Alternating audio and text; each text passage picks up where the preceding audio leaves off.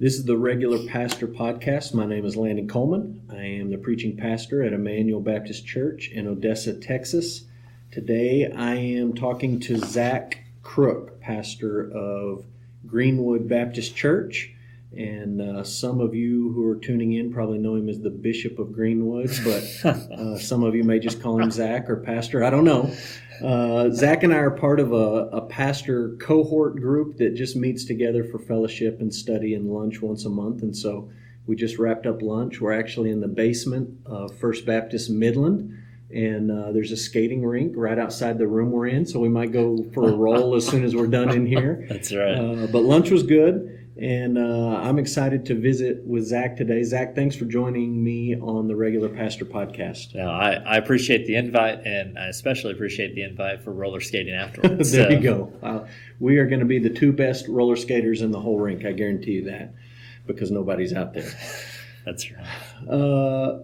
Both of my listeners would really like to know something about you. So take a minute, introduce yourself to the vast Regular Pastor audience. Tell us maybe just a little bit about where you're from, your family, your ministry, all that good stuff. That's right. Well, I was born and raised in Albuquerque, New Mexico, and the Lord called me to come out and try to help save the heathen out here in Texas. Amen. So we are here, met my wife at Wayland Baptist University, where I went to school there in Plainview, and so we've loved West Texas since there, kind of bounced around the state of Texas a little bit, but have been settled here for about 3 years. My wife is my much better half. She actually is a part-time counselor, so she works at the Christian Counseling Center right here outside of First Baptist. So they kind of, own this whole block. So that's a lot of fun, and so she's able to help people that way. And then we have 3 children, 7-year-old, 5-year-old boys, Isaiah and Caleb, and then just got blessed with a little baby girl who is 3 months old. And so that's baby Avi, who, has my heart. So I'm super excited about that. That's cool. I saw a picture on Facebook. I was snooping on your page of your new baby and one of your other babies side by side that looked almost identical. You almost couldn't tell them apart. Yeah, that's right. Yeah, our oldest, which he has good hair, so that's good. For the baby girl. Yeah. So. Well, that's cool. Very good. So, important question.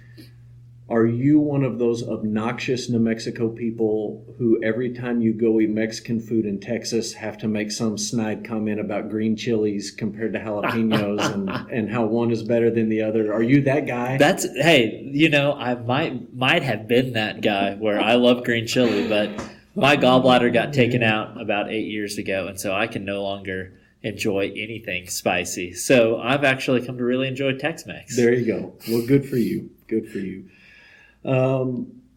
Today, Zach and I are going to kick around the idea of giving advice to a new pastor. And so this is probably a little bit above both of our pay grades. Neither of us have been a pastor for a very long time. Right, exactly. But maybe the advantage that we have, where we may be lacking in experience, is we are closer to the time when we started out as a pastor. We can probably both remember that pretty well. And so I've pastored 3 churches, been a pastor for about 12, 13 years or so. You've pastored 2 churches as senior pastor. Yes. First church was in Weatherford for 3 years, and then you've been here in Greenwood for about 3 years. And so I just thought we'd kick around the idea of if you were to sit down over a plate of green chili chicken enchiladas with that sounds great with a new young pastor, and he was humble enough, I don't know that I was when I was a young pastor, but he was humble enough to seek your advice and say, what do I do? What are the things that you would throw at him? So that's what we're going to talk about. Right. Before we answer that question, I want to ask you this. When you became a pastor, I want to know what surprised you the most. Walking in as a first-time pastor, you take over the leadership of a church. What caught you off guard? Anything? Oh, yeah. There were a couple things. First, for myself personally, I don't know how old you were when you started pastoring. I was 28. Okay. And so when you are that age, you are young enough to think you know everything and ignorant and naive enough to kind of really think that. And I think when I stepped in, I hit a wall after about a month.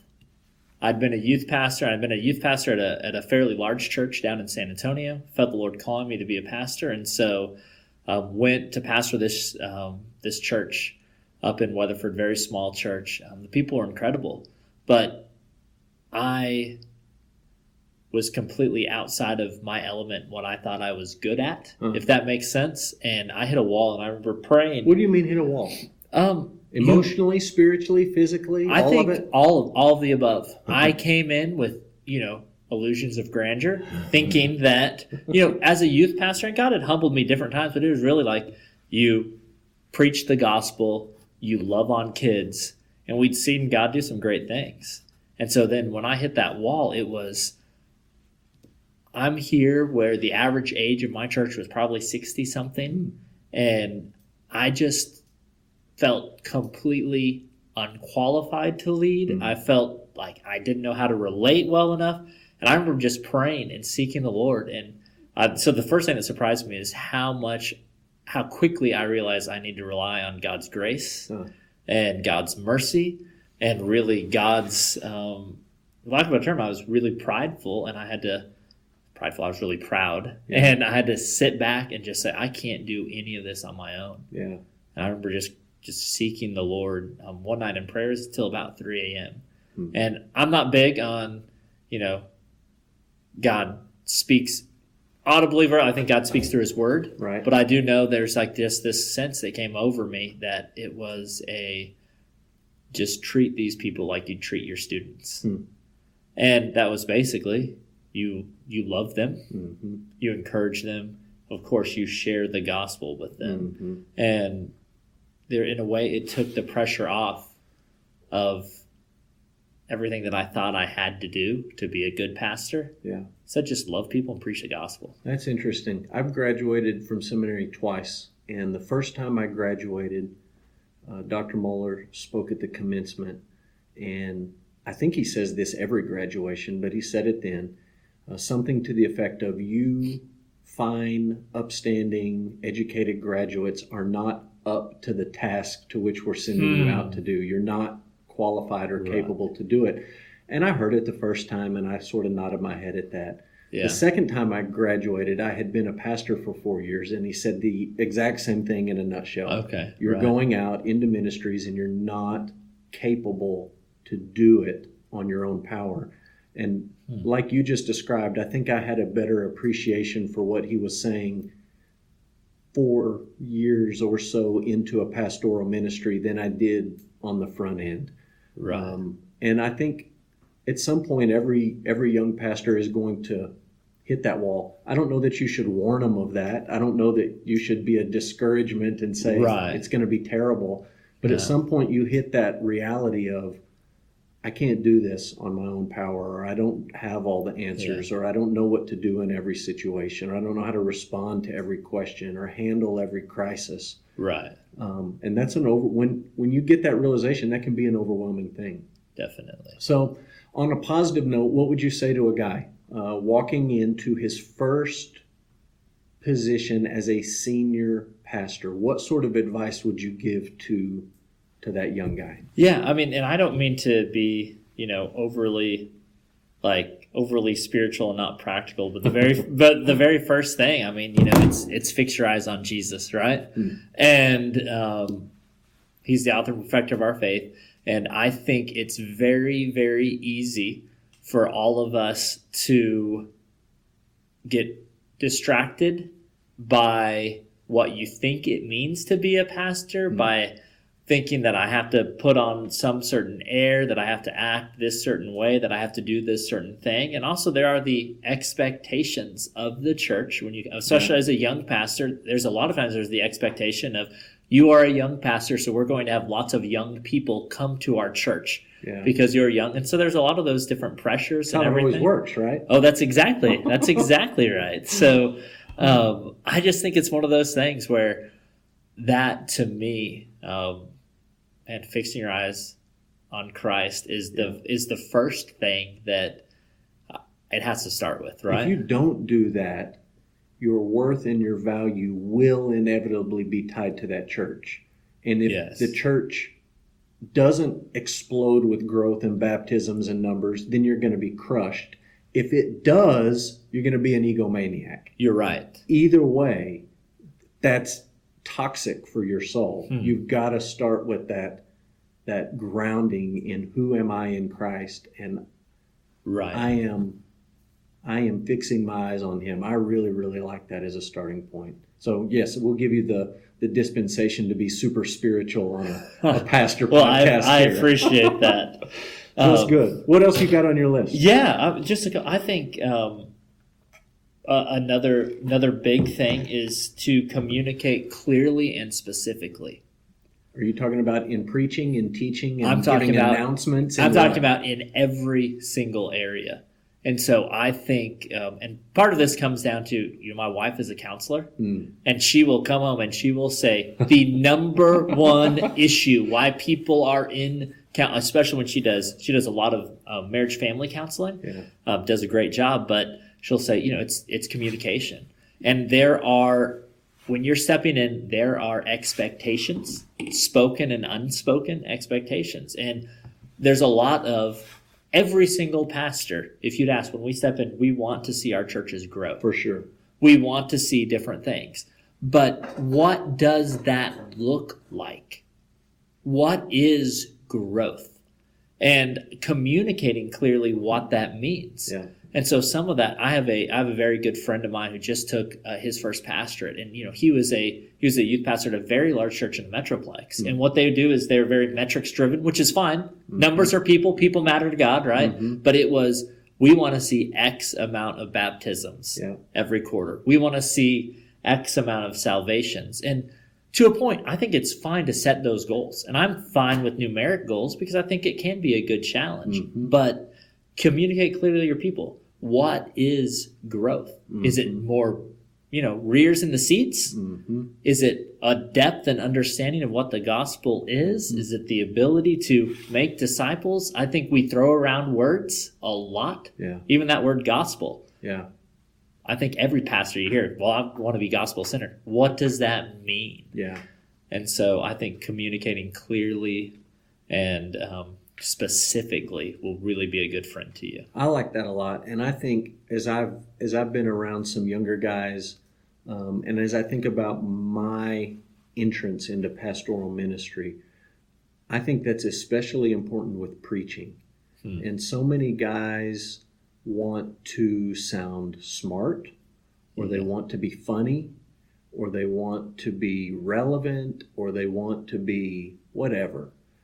And I think one of the best pieces of advice that I got during my time in seminary was just the idea of be clear. Make the text clear. And on a preaching level, the text will do its work. The Word of God will do its work in the people of God. The Spirit of God will use that. Your job is not to make it funny. It's not to make it, tied to the latest TV show, or not to have the best PowerPoint, or not to have the best video illustrations or whatever. Your job is just to make it clear, help people understand it. And I think, especially for guys who are just coming out of seminary, we kind of kicked this around during our lunch with some of the other guys we met with today. Right. Sometimes a guy right out of seminary is so excited about theology. He's so eager to preach systematic theology lectures from the pulpit, and they're just not clear. Doesn't make the Word of God clear. The application isn't clear.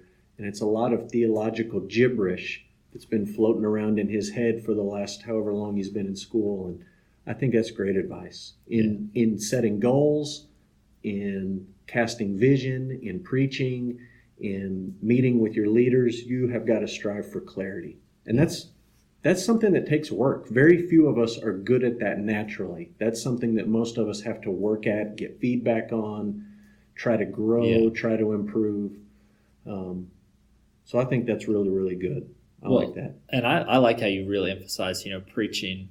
That's such a weighty thing that we have the opportunity and privilege to do on a weekly basis. And figuring out how that worked, especially for me. I was a youth pastor for 10 years. And so I preached. I went through kind of same structure I do now. I'd go through books of the Bible, other things like that, but it's just different preaching for 20 to 25 minutes to students compared to what you do. And so one thing that I did for about my first year to really help with clarity is I would manuscript and then I preached my message on Saturday night to my wife. Yeah. And that sounds weird, and maybe it's a lot of time, but what my wife would do is exactly what you said. She would say, I want to hear and make sure that while you're communicating, the way she'd put it is a normal person in the pew would understand. And that was, you could say it's humbling or it's humiliating when my wife is telling me the different ways that, because we'll unearth those little nuggets that we think are so incredibly insightful, and you can go off on that rabbit trail and miss the main point of the text. So I'm glad you clarified that. I think that's so important. That's good. I learned that just going through the PhD program at Southern in the process of writing papers and then submitting them to a class of your peers and getting feedback. And anytime someone starts to criticize your writing or your presentation, your natural reaction is to explain what you meant. And I can still hear Dr. Lawless saying, if that's what you meant, that's the way that you should have said it the first time. That's good. And if it wasn't clear, it's not the fault of the listener, it's the fault of the communicator, and you've got to make it clear. And so I like that. And you're right. Writing a manuscript takes a lot of time to think through it word for word, exactly how you want to say it. Preaching a message as a trial sermon the night before, it takes a lot of time, and it takes investment on your wife's part. But if it will help with clarity, that's probably really good advice. Yeah. I like that. What else do you have on your list? Yeah, let's see. I think one other thing, this is, I think something that we all can be guilty of, but I just wrote down, pastor the church you have, not the church you want. And that is Do you know any pastors who have the church that they want? No, I sure don't. It's funny, but I think we all have that church in the back of our mind or something. If I just had this, right? Or if I just had that. And, Bonhoeffer, I love the book it's called Something Together. Now, of course, we're on this air, so I'm blanking on the exact title.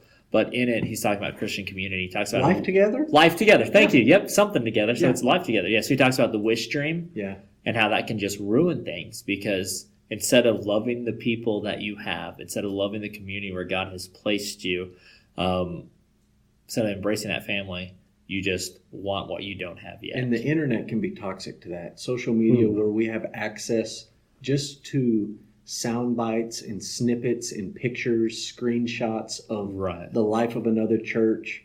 All the warts in your own church, and you see these highlights of another church, and it can be so tempting to sort of set that idol up in your mind or your heart and think, if only I was at that church, or only if I could change this about my church. And I love that suggestion. You have got to love the people you have, not the people you wish they were, or the people you hope they'll become, or the church you wish you had.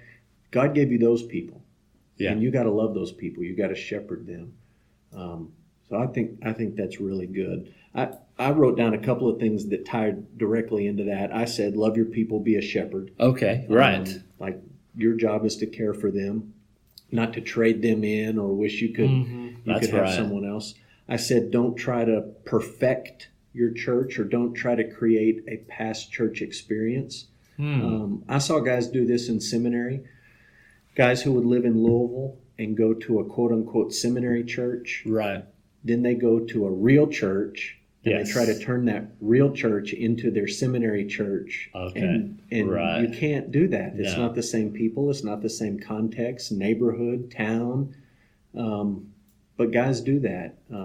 They try to perfect something. And you and I would both agree, make changes, lead and change, improve, get better. Yes.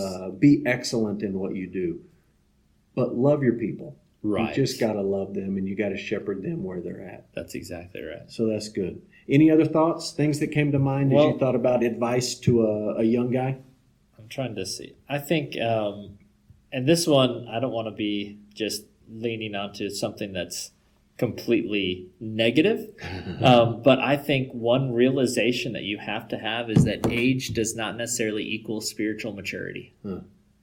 So I was, Now, when you say that, you're talking about a pastor needs to understand that right. going into his church. Yes. The age of the person in your church, in the pew, on that committee, yes, does not necessarily equate to they're more mature. Yes, that's exactly right. And so I think, again, I had the background of being a student pastor for 10 years. And so you expect teenagers to act like teenagers. You know what I mean? You do. And I thought naively that when I went to go be a senior pastor, I wouldn't be a youth pastor any longer. Right. But, man, you have people, and we don't know their backgrounds. We don't know their relationship with them. We cannot assume, even as you mentioned, just because you're on a committee or you're in a leadership position does not necessarily, and I don't want to sound incredibly negative, but it's realistic. You have to understand that many of those people have never been discipled. Right. They've been churched, but they've never in any meaningful way been discipled. I think that's a really good insight. And you and me could probably both list off stories of names and situations where you dealt with somebody and you hoped they would be further along than they were. That's right. And you may say it's a little bit negative to go in with that. It's probably just realistic. Yeah. And it's just honest. Right. You just need to expect this. Even at lunch, as we talked with some of the other guys we had lunch with today, one of the pastors mentioned a situation that falls in line with what we're saying. And he said, this guy's normally not this way, but he was in this instance. So even in people you feel are further along, they're going to have a lapse moment or a embarrassing moment or a Peter moment, if you want to call it that, where they just they don't display the maturity or the wisdom or the insight that you wish that they would have. I think that's good. A couple of things I put down are you got to join your community in some way. Right. That looks different in Greenwood, in Midland, in Odessa, in Albuquerque or Weatherford or Oklahoma or Kentucky. I mean, it looks different every place. Yeah, it does. You got to be a part. Yeah. You are essentially a missionary in residence, and you got to learn the language and the rhythms and the history and the culture. And rather than just be angry about that and complain about that, you kind of just got to accept it.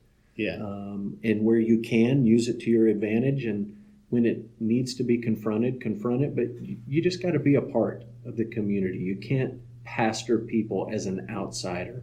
You may be new, but you can be a part. And that's something I see a lot of guys struggle with. I see guys struggle with that in West Texas. Yeah. They don't want to be here. They'd rather be somewhere else. They'd rather be in the Metroplex. They'd rather be in the mountains. They'd rather be wherever, anywhere but here. Yeah. And sort of I'm here, I'm going to grin and bear it, but I don't have to like it. I just don't think you're going to be effective if that's your mindset. Yeah, I think you're. In fact, one of my points was, community involvement is the way I put it. But I think, and what you hit on is it's this idea that we are missionaries, that you exegete your community. Yeah. And so some of that is, they're great. The North American Mission Board offers great resources that will show you demographic studies of areas, certain distances around, away from your church where you can kind of see. And so you can start to make sure that you are targeting that, the average age, culture, everything like that of your community. And then, I think the best thing you said too is wherever you're at, if you love the people, you need to love the community. Yeah. And that means, even if I'm from Albuquerque, so I love the mountains, and it's, the closest thing is Big Bend, right? 4 hours away. I think you just step in and you figure out how it is. And for me in Greenwood, Texas, that is the schools are right across the street from my church. Yeah. So it's getting involved in however I can in that school. And so different, a lot of times that's any people in rural neighborhoods and rural situations. The school is an easy way. It's a center of the community in a lot of ways. Yeah, I like that. A couple other things I had, and then you can jump in if you got anything else. I think you got to pray for wisdom, and don't start after you realize you need it. Go ahead and start now, because you're going to need it. And I can just think back to so many things that I faced, especially, still today, but especially as a brand new pastor, where I just thought, I don't know what to do here. I didn't have a seminary class on this. That's right. I don't have a book I can pull off the shelf and look and answer up, what does Calvin say or Luther say? Right. And you're just going to need some wisdom. And so you might as well start praying for that. And then the last thing I wrote down is you need friends. And you need friends within your church. You need friends in your community, but you also need pastor friends. Okay. And that doesn't have to be a massive time investment. That doesn't have to look a certain way. But you need some people who are walking through life in a similar journey.